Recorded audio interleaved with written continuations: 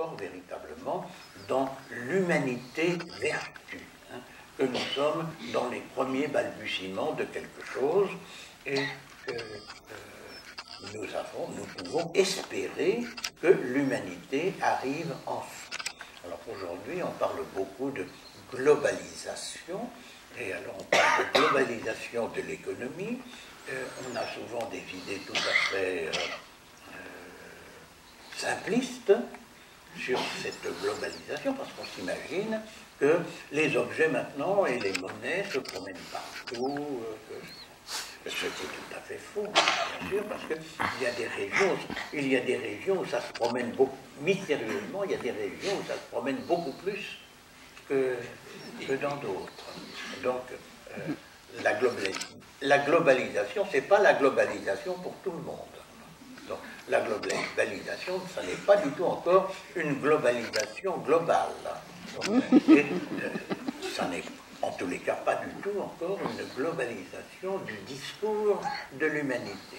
Donc, et à l'intérieur de cette globalisation, nous voyons qu'il y a encore des guerres meurtrières, et probablement celles qui existent encore aujourd'hui ne sont pas les dernières. Donc l'histoire, à cet égard, l'histoire militaire n'est malheureusement pas encore finie. Et certains peuvent penser que l'humanité, au sens de vertu, arrivera vraiment lorsque, comme disait Rimbaud, nous aurons donné son congé aux guerriers. Alors là, nous serons véritablement dans l'humanité et nous pourrons accueillir à l'intérieur de cette humanité, accueillir les animaux et les extraterrestres. À partir de ce moment-là, nous aurons une vie beaucoup plus, évidemment, beaucoup plus intéressante. Voilà ce que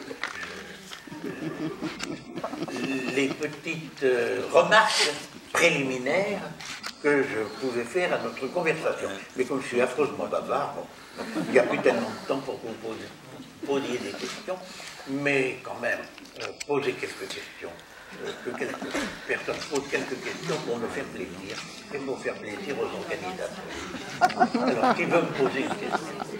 Juste pour vous faire plaisir. Oui. Il y a deux, vous avez parlé des animaux et vous avez parlé de l'espace. Il y a une découverte qui a été faite par des linguistes, notamment sur les animaux qui seraient capables de comprendre des concepts.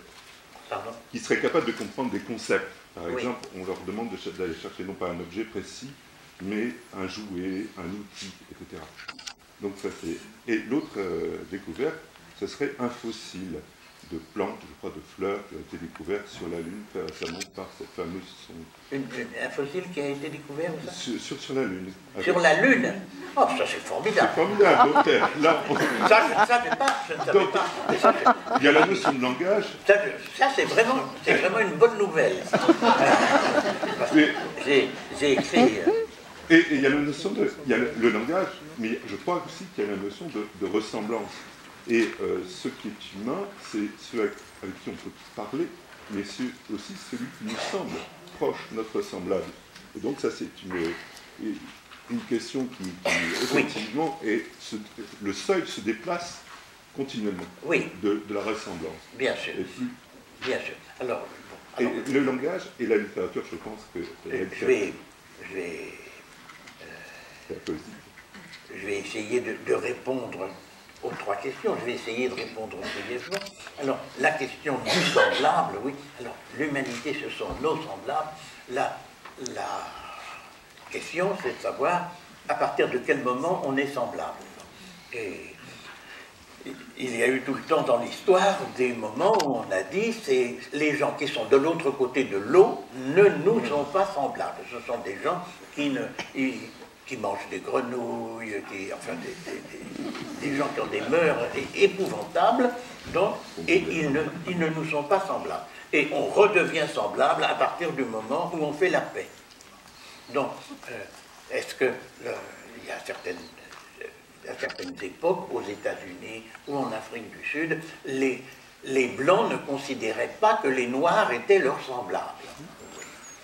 Et alors, cette notion de semblable, elle est beaucoup plus souple que ce qu'on pourrait imaginer. Et il y a des moments où elle se durcit terriblement.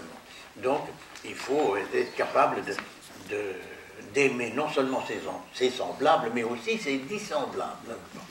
Alors, en ce qui concerne la découverte d'un fossile végétal sur la Lune, ça c'est absolument magnifique. J'espère qu'on en découvrira beaucoup d'autres et qu'on va faire...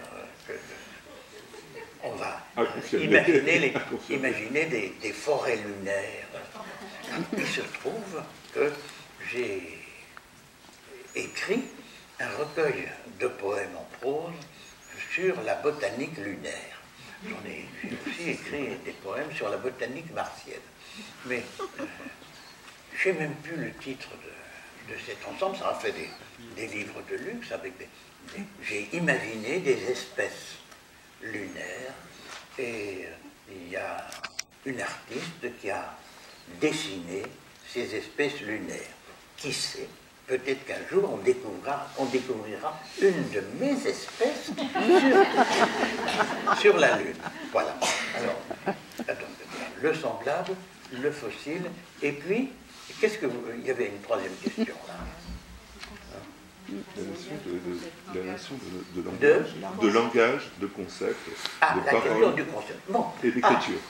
Bon, alors, ça c'est... on s'imagine... Évidemment, on s'imagine souvent que les hommes sont capables de notions de généralité, alors que les animaux ne sont pas capables de généralité. Et à ça, un philosophe du début du XXe siècle, très astucieux, qui s'appelle Bergson, a répondu, mais c'est tout à fait faux, ça. C'est l'homme qui est capable de distinguer un brin d'herbe d'un autre brin d'herbe. Tandis que la vache, elle ne s'intéresse qu'à l'herbe en général. Donc, vous voyez, on peut dire, les généralités, ça, c'est la situation de l'esprit animal. Et l'esprit animal est très peu capable, donc, de distinguer des individus. Il distingue des individus dans des relations sexuelles, sociales, etc. Mais sans ça, il va chercher de la viande, ou il va chercher de l'herbe. Et l'individualisation, c'est quelque chose qui se précise de plus en plus à l'intérieur de l'humanité. Alors, je fais la distinction entre la généralité, je dis, la vache mange de l'herbe, et puis le concept d'herbe. Le fait que la vache ne s'intéresse pas spécialement à la différence entre un brin d'herbe et un autre, ça ne veut pas dire que la vache est une notion claire dans sa tête, entre ses cornes, une notion claire de l'herbe. Donc l'herbe est un besoin général qu'elle reconnaît évidemment très très bien, et pourvu que ce soit de l'herbe, eh bien c'est ça qui l'intéresse. Et alors c'est l'homme qui, au bout d'un certain temps, est capable de distinguer l'herbe des autres végétaux, par exemple. Alors, évidemment, la vache ne va jamais confondre de l'herbe avec du bois. Ça sera pour elle quelque chose de profondément différent. L'herbe, ça l'intéresse. Et il peut y avoir d'ailleurs des herbes qui ne l'intéressent pas du tout, qui sont mauvaises pour elle, qui ont mauvais goût, etc., et qu'elle est capable de reconnaître. Mais l'homme est capable d'avoir un mot pour désigner cela, et puis il est capable de le manier d'une certaine façon. Par conséquent, vous voyez, selon la définition qu'on donne du mot concept, faire de la philosophie, c'est faire des définitions. Les mots que nous utilisons d'habitude sont des mots qui ont des significations, au fond, très, très variées. Nous sommes d'accord sur un certain sur certaines significations, mais ça bave, si vous voulez, de toutes sortes de façons. C'est pourquoi nous avons tellement de difficultés à nous entendre, et surtout quand nous parlons des langues différentes, parce que aucun mot n'est traduisible dans sa totalité d'une langue à une autre. On peut trouver, les mots désignent tel objet, et on peut trouver dans une langue, en français, là je vais appeler ça bouteille, eh bien en anglais je pourrais appeler ça bottle. Mais les deux mots ont d'autres significations dans chacune de ces langues, ce qui fait que il y a toujours des malentendus qui peuvent se glisser. C'est pourquoi les institutions internationales ont tellement de difficultés à fonctionner, c'est que les gens croient s'entendre alors qu'ils ne s'entendent pas. Ils se mettent d'accord sur un texte et ils le signent, et au moment de l'appliquer, ils s'aperçoivent qu'ils n'ont pas signé ce qu'ils croyaient. Et donc, ça marche très très mal. Donc, alors, nous avons la notion de concept qui est lié étroitement à la manipulation de la généralité par l'intermédiaire du langage articulé, par l'intermédiaire des mots, mais nous avons évidemment, chez les animaux, nous avons toutes les racines de cela. Donc, l'opposition qu'on fait d'habitude entre l'homme qui est capable de généralité et l'animal qui n'en serait pas capable, ça, c'est une erreur complète. Bon. L'animal, au contraire, s'intéresse d'abord à des généralités. Voilà. Et alors, est-ce qu'il y a une autre question?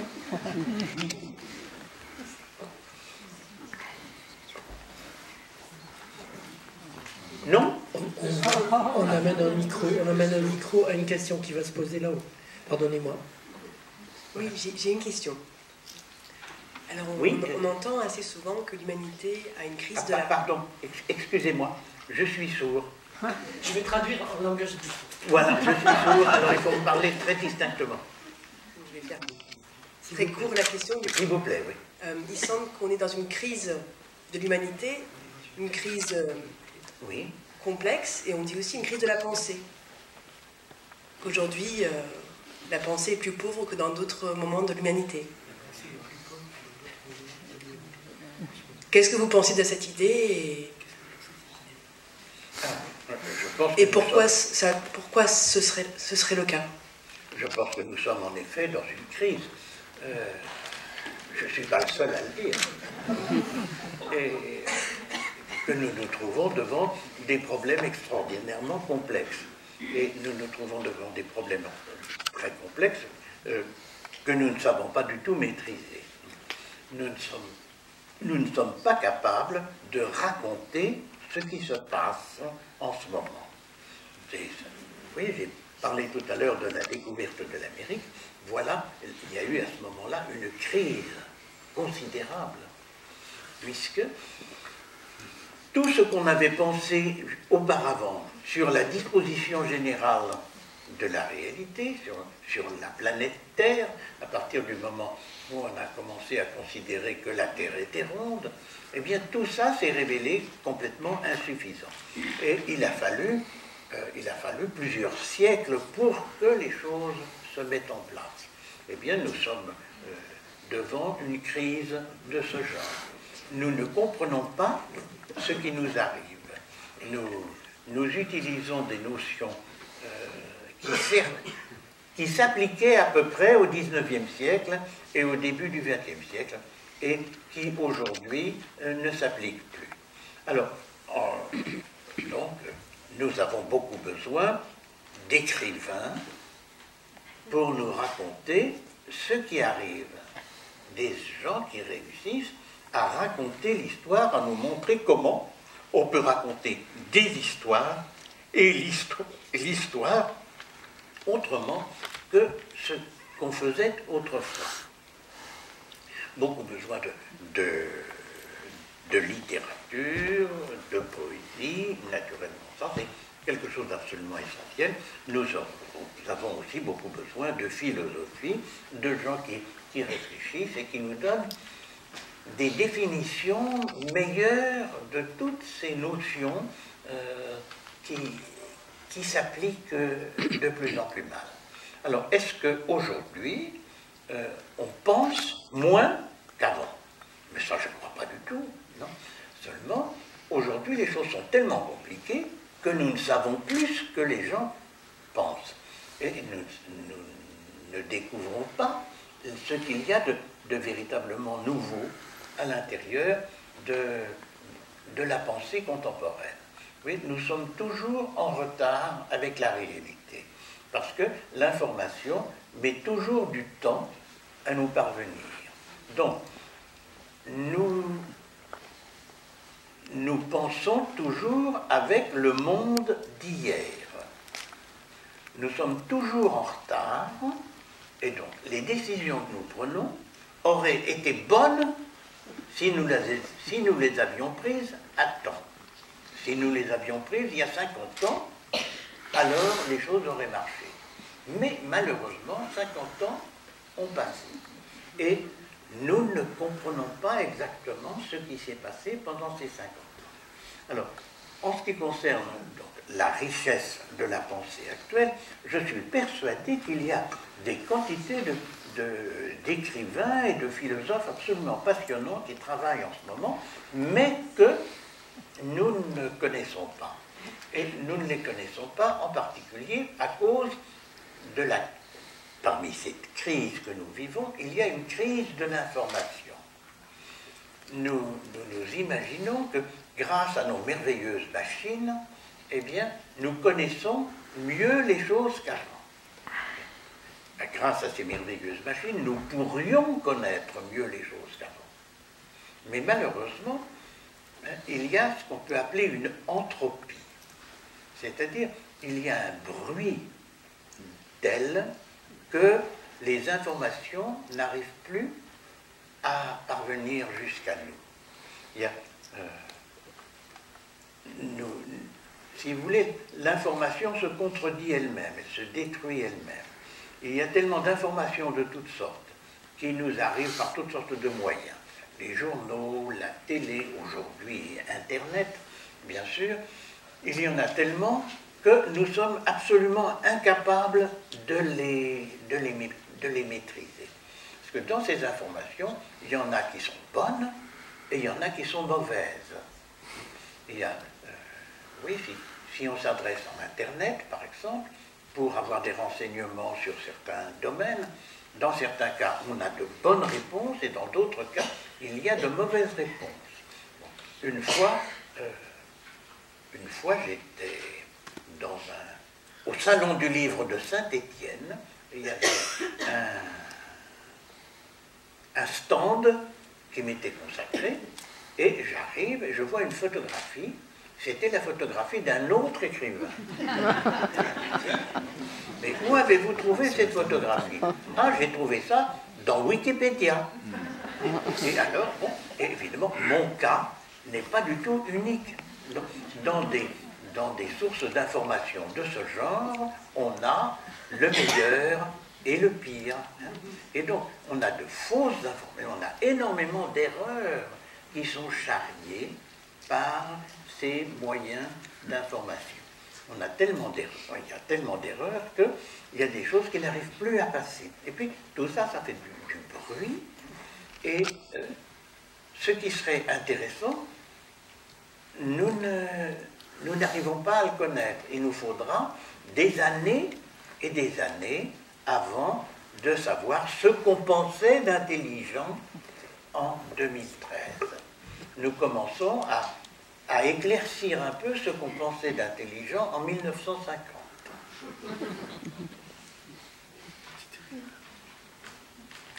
Alors il faudrait améliorer cela, bien sûr. Mais pour améliorer cela, il faut nettoyer toutes sortes de raisons de pollution de l'information. Oui. Je suis un grand amateur de papier. je trouve que le papier est une des inventions les plus extraordinaires de l'humanité. Mais j'estime qu'aujourd'hui, on utilise trop de papier. Il y a, oui, il y a une... Nous rêvons tous d'une Europe où les choses fonctionnent, où les décisions soient prises à temps, où les gens s'entendent. Mais nous constatons que ce n'est pas le cas, que nous sommes dans les premiers balbutiements d'une organisation européenne. Et un des problèmes de cette organisation européenne, c'est lié à sa nouveauté. La nouveauté, c'est qu'il y a plusieurs centres qui communiquent les uns avec les autres. C'est mieux que d'avoir un seul centre. Mais nous sommes encore sous le régime du papier administratif. Et par conséquent, pour aller de Strasbourg à Bruxelles, pour que les choses fonctionnent à l'ancienne, on a besoin de beaucoup de papier. Et alors, les papiers qui racontent ce qui s'est passé à Strasbourg doivent être transportés à Bruxelles.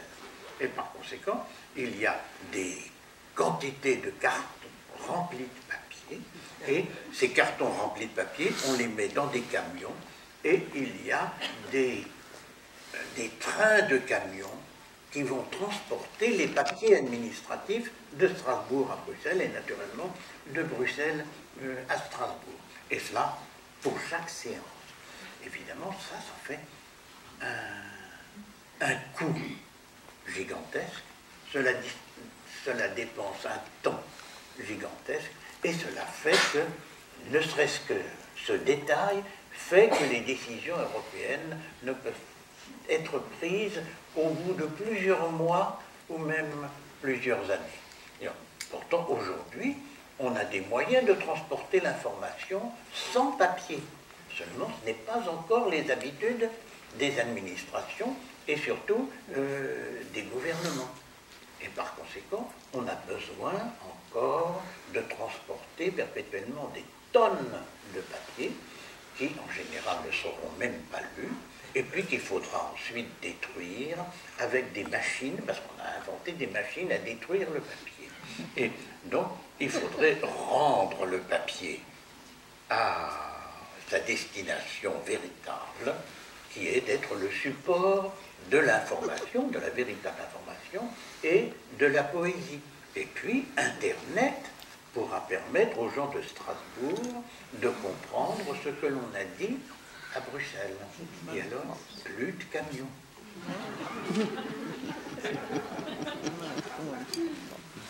Évidemment, ça ne plaît pas aux fabricants de camions.